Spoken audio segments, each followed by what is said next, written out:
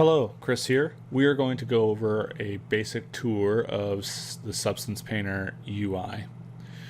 In order to do this better, let's go ahead and go to File, Open Sample, and I'm going to click on this Meet Matte and hit Open. So on the left-hand side, we have the 3D viewport. We can navigate it, rotate, pan, and zoom in the same way that we can in Maya, so those controls should be familiar to you. You can also hit F to focus in on the object.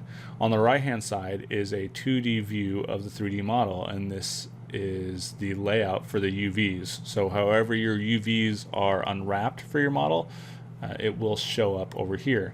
We can paint on both the 3D model as well as on the UVs at the same time, and this is very powerful.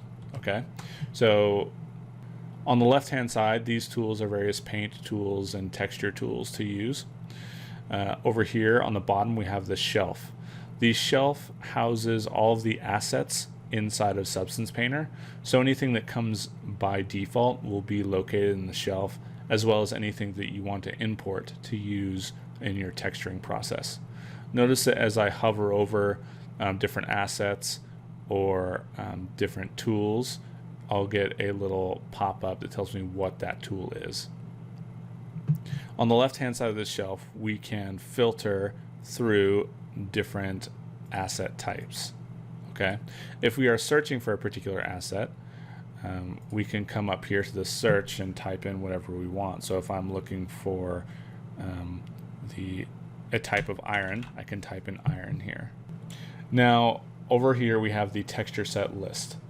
So there are currently 3 texture sets, and what this means is that the head, body, and base all have different materials applied to them, and therefore they all have different UVs. So you can see when I click on body, it shows the UVs in the 1-to-1 space, and here's the base and here's the head.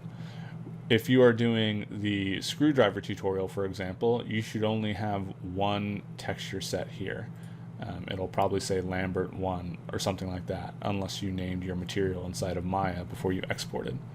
So if you have more than one texture set in the texture set list, that just means your object has more than one material on it, and yeah, you should know that.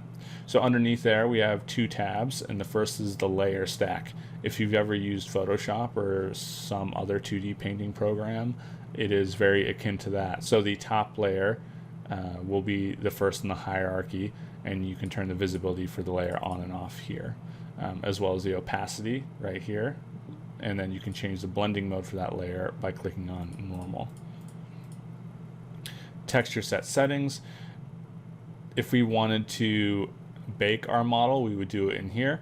If we wanted to add a channel, like an emissive channel, we could add it in here as well. Underneath that, we have the properties panel, and the properties panel is dependent on what layer, material, or mask is selected in the layers tab, or what tool you have, and then you can adjust the properties for that layer or tool inside of this properties panel. On the right hand side, if you hover over here, you can see we have the display settings, which will change the renderer, and we also have the shader settings, and these are the 2 we'll be using the most. We have history, see what we've done, and then we have the log right here. So if you're getting errors, you can look at the log by clicking on this, or we could come down to the bottom and click here and look at the log. The UI is editable, so if I wanted to adjust the size of the shelf, I could do that, right? I could pull off different menus, so for whatever reason, if I wanted the layers menu to come off, I could pull it off, and then I could like stack it up here, or down here. I could adjust this however I want. If you have accidentally changed things and you can't figure out how, and you cannot figure out how to get it back, you can go to Window and Reset UI, and it will change everything back to the way it was. Okay. So back to the viewports for a minute. We can do a couple things with the viewports. If we want to change the layout, we can click on this little icon here, and we could do 3D only or 2D only.